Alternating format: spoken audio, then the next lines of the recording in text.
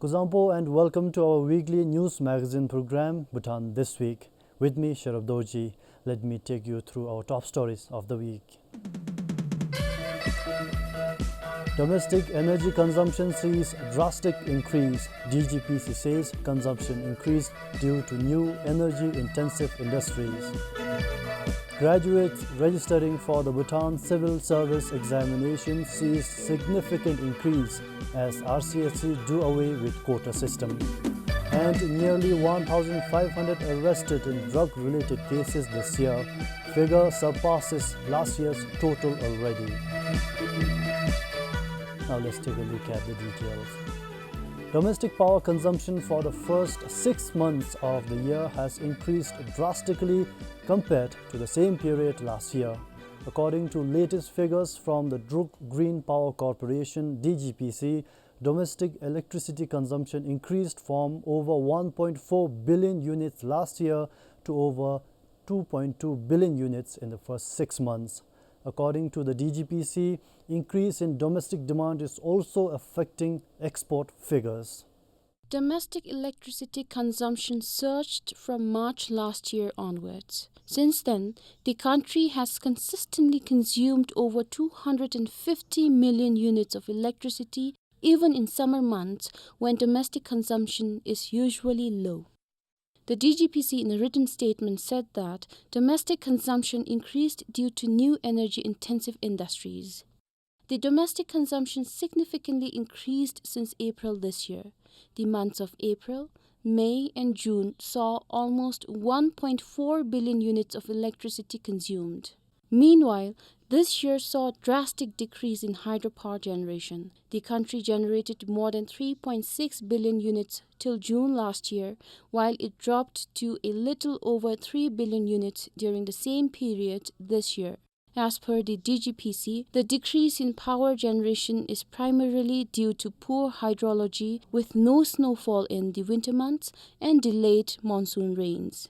Hydrology records with the National Center for Hydrology and Meteorology show water flow in the rivers where hydropower plants are located decreased substantially. The DGPC said that with the improvement in river flow from July, all the power plants are generating to their full capacity and the generation trend is expected to continue till end of September. Samton Dolkar, BBS News.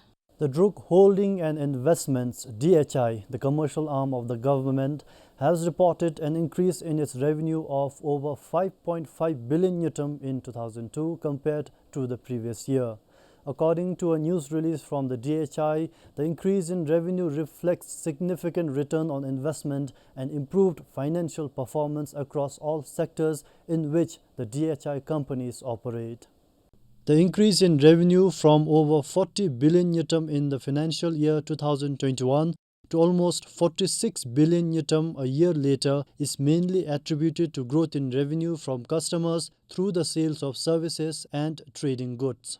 Revenue from customers alone accounted to almost 4 billion yutam to the total revenue increase.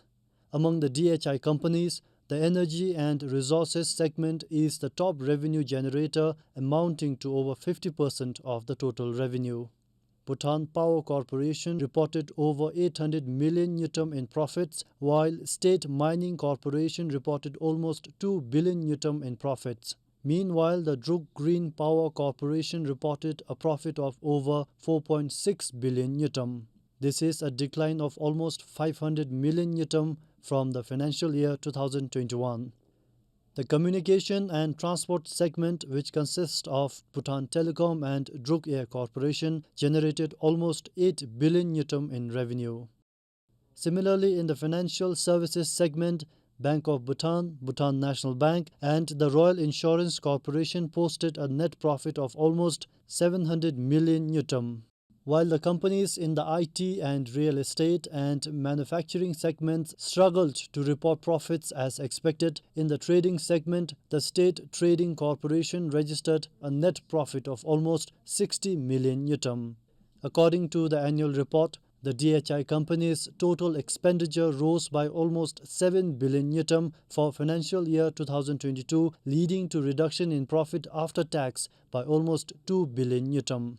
Despite the decrease in profits, The DHI group paid a total tax on revenue of over 8 billion yutam for the financial year 2022, which is an increase of over 10% from the preceding year.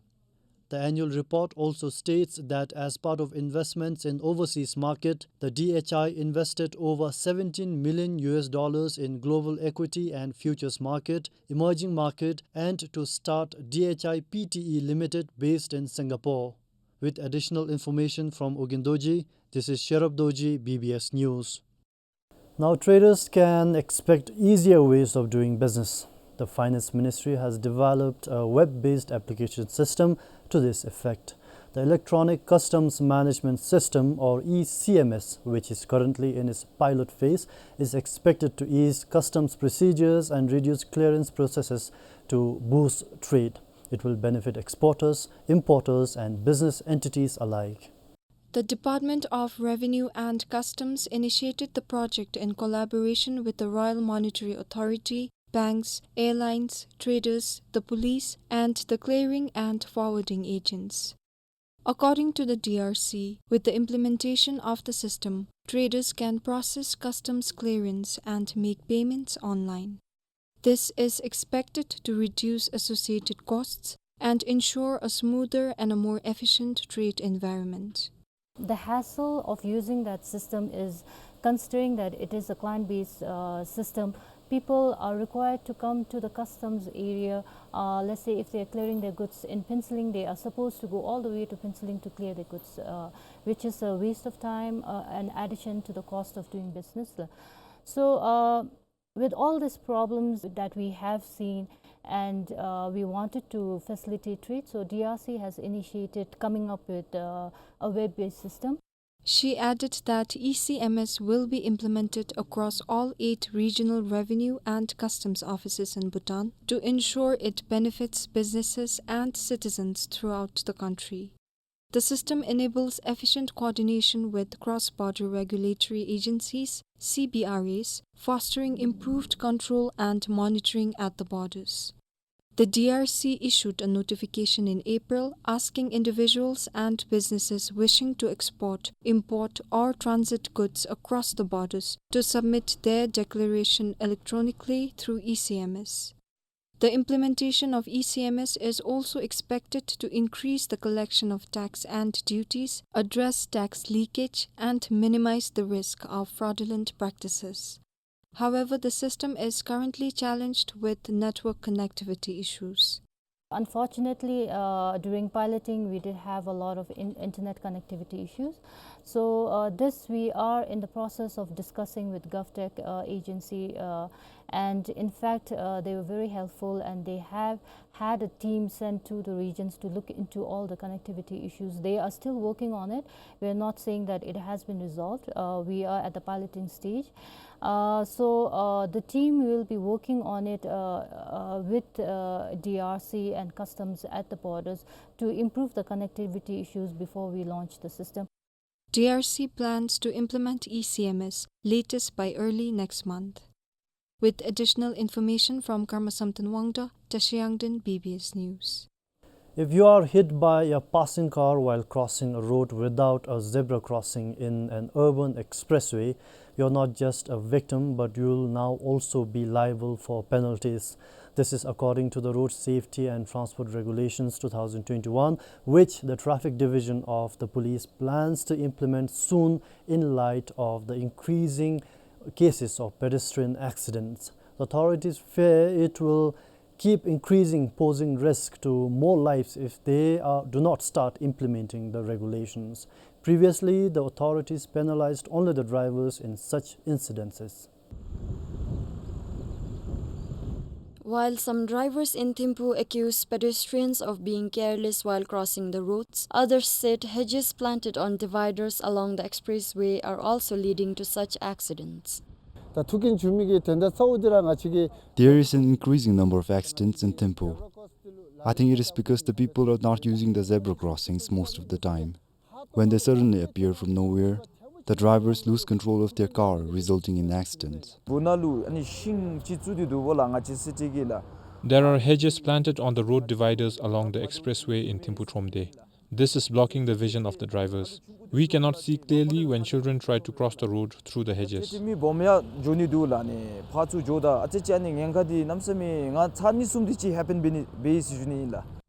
The traffic division said they will now start penalizing offenders based on the Road Safety and Transport Regulations 2021. Chapter 6 of the regulation states that a person driving a motor vehicle shall not be liable for the death or injury of a pedestrian caused by an accident due to the carelessness of the pedestrian. The number of pedestrian accidents along the expressway in Thimphu alone reached to around 18 so far this year. Of them, 3 occurred on zebra crossings. However, pedestrians have their sides of the stories to share. Some say that the drivers speed up even on zebra crossings, while others added that the markings of zebra crossings in some stretches are worn out and can barely be seen.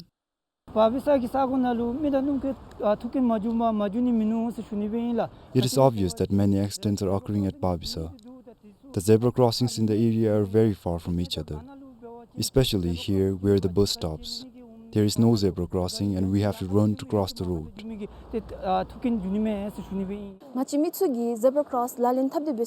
Although we use zebra crossings, sometimes the cars come on full speed. At times, they do not stop the car even when we are walking on the zebra crossing. Forget about the fear of accidents when we do not use the zebra crossings. It is dangerous for us even when we use the zebra crossings. Meanwhile, the Thimphu This says that the zebra crossings are repainted whenever required, but they start fading due to continuous vehicle movement and rain. They also added that the hedges should not be a barrier for the drivers as they are trimmed at a height of 1 to 2 feet for visibility. The traffic division plans to create awareness among the public regarding the regulation before implementing. They added that the rule applies to all pedestrians regardless of whether it involves a pedestrian accident or not. Namgyedim, BBS News. The number of graduates sitting for this year's preliminary examination of the civil service exams has witnessed a significant increase.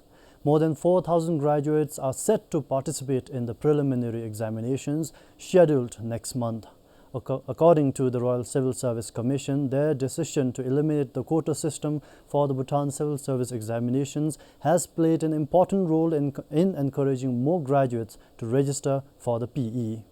With a total of almost 4,500 graduates registered for the Bhutan Civil Service examination, the number has increased by almost 1,000 graduates compared to last year. As per the RCAC's new rule, applicants will now be allowed to appear for the Bhutan Civil Service examinations multiple times provided they meet the age requirements. And applicants should not be older than 35 years if pre-service and 45 years if in service. In the past, applicants were allowed to appear in the PE 3 times, in main examination 2 times. We expect the number of graduates registering for this year's PE to increase due to the elimination of the quota system.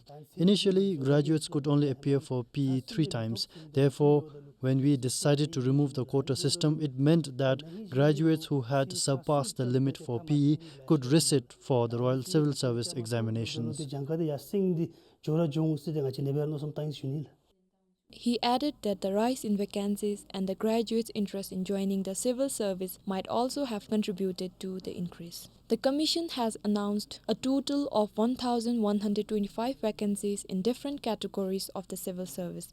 According to the RCAC, these vacancies have been prioritized on the attrition rate in the particular field. Meanwhile, the removal of the quota system for the Bhutan Civil Service examination have been welcomed by the graduates, particularly those in service. Although the pay as a contract teacher is decent, I feel the need to enhance the quality of my education. Therefore, I have decided to resit this year's RCAC examination with the intention of improving my education. This year's BCSE will see a diverse range of registered graduates with ages ranging from 19 to 44 years old. The exam will be conducted in Thimphu and Mongar, with the latter hosting 294 graduates for the exam. Tashidekar, BBS News. Now, in a move to promote sustainable transportation in the country, Bhutan This city bus service inaugurated the first ever electric bus on the 19th of July. The electric bus holds the potential for reducing carbon emissions and fuel imports. The project is funded by the Austrian government and implemented through a partnership between the United Nations Industrial Development Organization, the Prime Minister's Office, and the Bhutan This. Equipped with an automatic wheelchair ramp, air conditioning and CCTV systems among others, the new electric bus worth 14.85 million yutam ensures passenger comfort, safety and convenience. This is the specs that a city bus should have. So we have this plastic seats on the bus, and then we have designated seats, then we have the stop belts. You have phone charging facility on this bus, and then we also have cameras to record of happenings on the bus. We have a wheelchair ramp for the disabled society.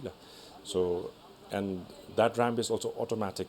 With a capacity to carry 45 passengers including 27 seating and 18 standing, the electric bus has the potential to replace up to 49 vehicles on the road.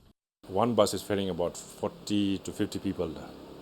That means you are cutting down 49 vehicles on the road. So one bus is ferrying 50 people means 49 cars can lay off. And the other thing is fuel import.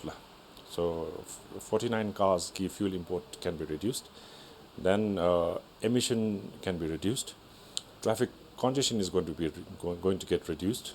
The bus has a mileage of about 230 kilometers and is capable of covering up to 160 kilometers on a single charge. To support its operation, 3 charging stations will be available at Ngabifu Terminal, Dangrina Terminal and the City Bus Office.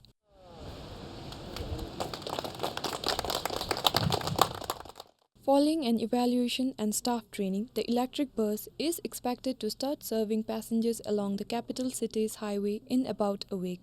The commencement of the electric bus project dates back over 3 years ago, when the erstwhile Gross National Happiness Commission and the United Nations Industrial Development Organization signed a contract in 2021. Tashitekar, PBS News. Now, about 1,500 people have been arrested by the Royal Bhutan Police for drug-related cases in the first 6 months of this year. The number is close to the total cases in the whole of last year. According to data maintained by the police, on an average, this year saw twice the number of arrests made on a daily basis compared to last year. According to the police, the rise in the number of cases is attributed to vigilant surveillance of narcotic drugs. Except for the 2 pandemic-affected years of 2020 and 2021, the number of people arrested for drug-related crimes has been on a steady rise. In 2018, about 1,200 individuals were arrested. The number increased to over 1,300 in 2019 when the pandemic struck. 2020 and 2021 saw a total of over 1,700 cases. The number shot up again last year when over 1,500 people were arrested. This year, almost 1,600 individuals have been arrested so far. The first 12 days of this month alone saw 86 individuals arrested for drug-related crimes. Last week, the police caught 7 people in Punakha with 40 sticks of hashish weighing over 100 grams. According to the police, most of the people arrested are repeat offenders. Police data also show that unlike in the past 5 years, where most of the offenders were youth, this year most offenders are adults aged 25 and above. Over 90% of the offenders caught over the years are men. Police attribute the increase in the number of cases to their improved surveillance. The RBP also added that the narcotic detection dogs are also one of the factors that contribute to improved surveillance. Police also said that there is also an enhanced intelligence network that informs the police, which aids in intercepting people carrying and abusing drugs. Singidama, BBS News. Now, it may be done in humor and fun or just to pass time, but sharing pictures and other content of children online can be harmful to the child. Experts say exposing children on the internet, especially in negative light, can affect their mental well-being. It is worrying considering that many may not be aware about it. To add to this, there are currently no law or policy in the country to monitor and intervene on such issues. Watching a video, especially one that has a child in it, is always fun. But posting content of children online can affect the child more than you think and can even affect their mental health. Dr. Nirola, psychiatrist at the Jimmy Doji Wangchu National Referral Hospital, says although the hospital hasn't seen any such case as of now, people should be mindful of posting content of children online. Whenever a child's picture or a video is posted in a social media and where the child is projected as a perpetrator or whatever, so it can create a lot of trauma in that child. So any trauma or any adverse experiences a child has can lead to development of a lot of mental disorders in later life, during adolescence or other things. It can also lead to behavioral disorders. The National Commission for Women and Children says people should not be posting content of children without permission from the child or the parents. No children should be subjected to arbitrary or unlawful interference with his or her privacy, family, and then home or other correspondence. And then it is also unlawful attack on his or her honor and reputation. There are tangible harms which would lead to our children, especially that will lead to mental health inflicted upon our children, which negatively affects their development. The Media Development Division under the Ministry of Industry, Commerce and Employment says it is challenging to monitor and regulate such type of content. Given that sometimes these contents are being shared before the knowledge of their parents or guardians or even whoever is caregiving their children, and then by the time that content is being shared on the internet, by the time those people who are related to the children come to know about it, it is quite late. However, the ministry has been monitoring the content and creating awareness among the public. He added because of the challenges, sharing posts of children online has increased over time. In my opinion, different memes are being made and it has become a popular trend too. On top of that, the memes are also made for our children too. If it is a funny one, I feel every parent should laugh it off. However, if a bad post is being posted online about our children, even if I am in their place, I will not feel happy about it. Hence, it would be helpful if somehow we can stop it. Bhutan became a member of International Telecommunications Union or ITU in 1988, which mandates its members to come up with a national child online protection guideline. The country is yet to have one. This is Sonamiran for BBS News. A pilot project aimed at promoting healthy eating habits among school children and adolescents in the country was launched in Paro on the 14th of July. The Social Behavior Change Project seeks to address prevalent issues such as low dietary diversity, high consumption of nutrient-poor staples and processed junk foods, and inadequate intake of nutrient-rich fruits, vegetables, and animal source foods. The Ministry of Education and Skills Development has partnered with the World Food Programme, the Ministry of Health, and the Ministry of Agriculture and Livestock for the pilot project. The pilot phase of the campaign will be implemented in 15 schools across the Thimphu and Chuka districts from July through October 2023. This initial phase aims to evaluate the reception and effectiveness of the campaign among students, school staff, and parents. The campaign focuses on promoting 5 key healthy behaviors, which include diversifying the diet, reducing salt consumption, eating meals on time, reducing the consumption of processed junk foods high in sugar and salt, and increasing the intake of nutrient-rich animal-sourced foods. Diet habits are drastically changing, So it's not changing for the good actually. But so when we did a bit of study among the school-going children, we found out that they have a lot of issues with the micronutrient deficiency. So for that matter, we really want to encourage the food that's being produced in the country. Plus, we also want to encourage the healthy dietary habits among the school-going children because they are the change agent for the future. 30 teachers, 2 from each of the pilot schools, will undergo training to manage the program's implementation within their schools.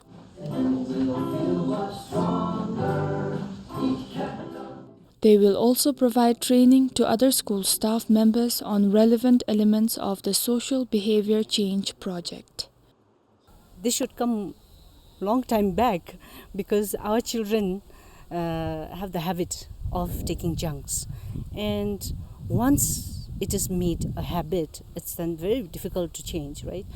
I'm sure, although for us, people like us, your age or children above 18, it's late for them. However, to give proper habit, to build on the proper habit, I think it's the right time. For instance, if we teach children how improper intake of sugar and salt are the main cause of diabetes and hypertension and some of the non-communicable diseases, then they will be mindful and will prevent such non-communicable diseases in the future. There are 10 main focuses through this project, which are all playway method, so it will be easy to convince the children and benefit us all. A follow-up survey will be conducted in October to measure changes in food consumption behavior. The survey results will help determine if the project can be scaled up to schools nationwide in the future. The Social Behavior Change Project is funded by the Korea International Cooperation Agency. For Namgyewanchin Paro, Kinjang Hladin, PBS News. And that's all we have in our this week's edition of our weekly news magazine program, Bhutan This Week. Until next time, this is Sharabdaji signing off. Thank you for watching. Bye-bye.